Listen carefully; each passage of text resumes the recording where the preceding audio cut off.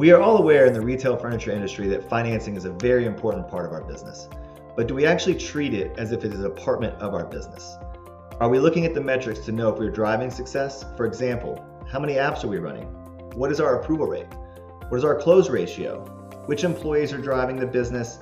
And what is our merchant rate at any given time? As we dive into the 5 steps of building an effective finance process, I will answer these questions and show you how to drive revenue with an effective financing process in place for each customer profile and a staff that knows how to sell it. When building the perfect lender lineup, think about having options available for all of your customers and give them the ability to purchase your product. You want to find at least 5 options that will work for your customer base. These options will include a prime option, a near prime option to pick up the declines that your prime option does not approve, and then 2 subprime options like a lease to own or a no credit check that will pick up those that the prime and near prime declined. Lastly, you can also set up a payment plan in store to round out your perfect lender lineup. Why do we want to do this? I hear retailers say all the time, my customers don't need financing, or I don't want to serve people that have bad credit. But you need to look at this a little differently. You invest a lot of money in your marketing to have people walk through your door and have a great experience. If they are ready to make a purchase, you need to make sure that you are ready to have an option for them. Even if someone has great credit, it doesn't mean they don't need financing. They may have kids away at college or just did a remodel and are looking at some delayed payments.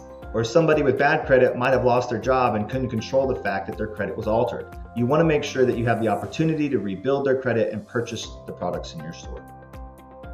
I work with retailers all of the time, and we go through the process to add a new lender to their portfolio, only to find out the employees don't use the product. As you add on additional lenders, you should connect with the lender and have them teach and train your staff. Then have monthly or quarterly check-ins, so as you have turnover with your staff or new financing products, you can introduce them and continue to train everyone so everyone is aware of how to use these products. Next, you want to teach the staff actually how to sell using financing.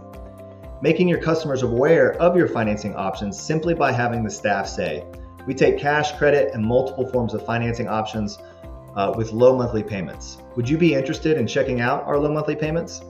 Getting the options is not enough. You need to teach and train your staff to let everyone out there know you have it available.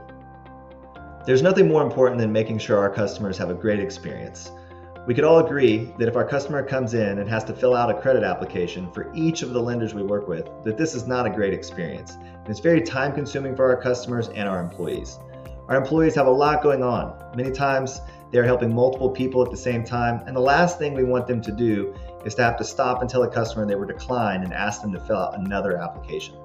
By automating your process into one application to run through multiple lenders, your customers are going to have a great experience.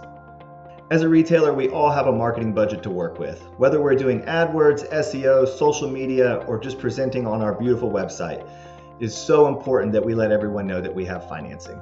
Adding that copy to your messaging is going to let your customers know that they have low monthly payments or deferred interest at your location, and this could be the deciding factor whether or not somebody comes to shop at your business. So never overlook the fact that you should be presenting your financing all throughout your marketing. Now it's time to increase your revenue and track the data so we can maximize your efforts at the highest level. Naturally, if you have the options, educate your staff, and automate the process, revenue is going to go up. But you want to analyze the data and understand why. Which lenders are giving you money and which lenders are costing us the most money in discount rates. Now analyze your staff. What are their app close percentages? You may have a top performer that is only closing half of their apps, and you might have someone else that is closing 100%. If you know the data, you can get staff to work together to teach one another and help drive revenue in the business.